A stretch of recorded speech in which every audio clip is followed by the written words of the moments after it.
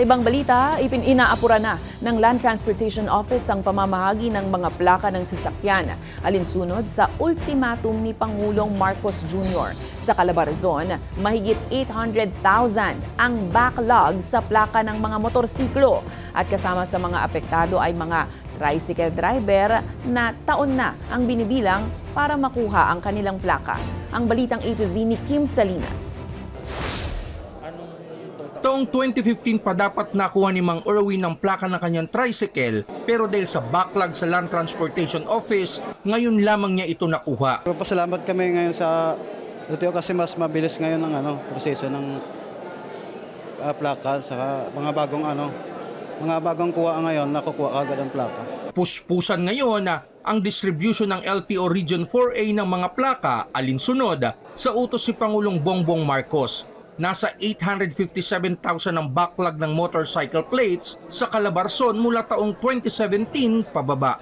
Ayon sa LTO Region 4A, ipinakansila ng Commission on Audit ang kontrata sa naunang supplier ng mga plaka dahil sa kabiguang makapag-deliver sa tamang oras at alinsunod sa Korte Suprema. Bago na ang supplier ngayon.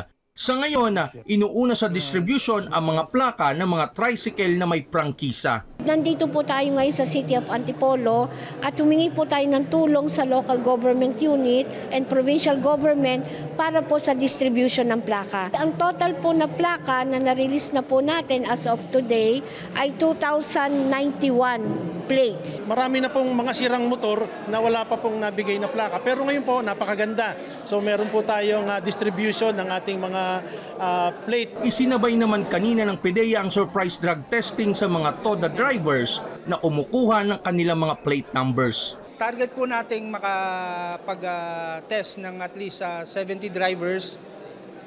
Kasama na rin po siyempre yung mga enforcers natin. Papasalamat ako sa LTO at sa PDEA dahil sa sticker na to ay nagpapatunay na ang mga pasaheros namin sasakay ay safe sila. Target namang tapusin ang pamamahagi ng mga plaka para sa mga motorsiklo bago matapos ang taon. Para sa Balitang A to Z, Kim Salinas.